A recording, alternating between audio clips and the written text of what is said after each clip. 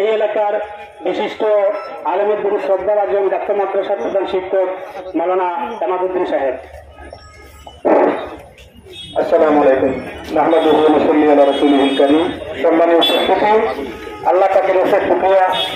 আমার যে পাই হচ্ছে আজকে মানুষের অবগত করার জন্য যে আয়োজন করছেন, প্রথমে আমি আমার পক্ষ থেকে তাদের ধন্যবাদ জ্ঞাপন করছি।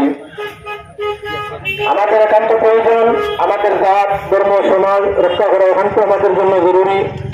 বর্তমান ভারত সরকারে যে বিল পাস করবার ব্যাপারে আলোচনা পার্লামেন্টে আনছেন, এটা মুসলিম পার্সনের নজরদেশে উদ্যোগ নিছে।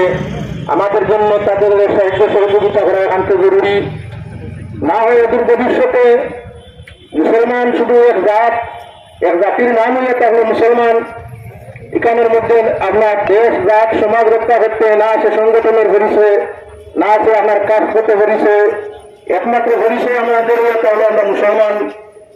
আমাদের মাদ্রাসা মসজিদ, আমাদের ঈদগাহ কবরস্থান রক্ষা করা আমাদের দায়িত্ব। যেহেতু আমরা পূর্বপুরুষরা মুসলমানের সুবিধার্থে এই সম্পদগুলো রক্ষা করে দেওয়া গেছেন, রক্ষণাবেক্ষণের দায়িত্ব ভবিষ্যৎ পর্যন্ত আমাদের জাতির।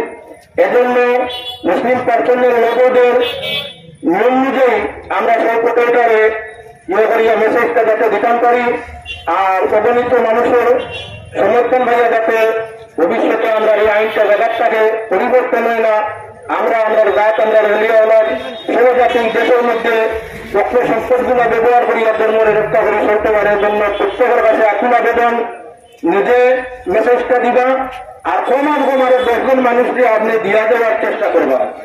আমি এতক্ষণ পর্যন্ত হইও আপনার কাছে, সময়টা একেবারে কমে গেছে। যেহেতু আগামী খাইল বছর 2 দিন, ওই 2 দিনের ভিতরে আমাদের সমর্থনটা দেখানো একান্ত জরুরি।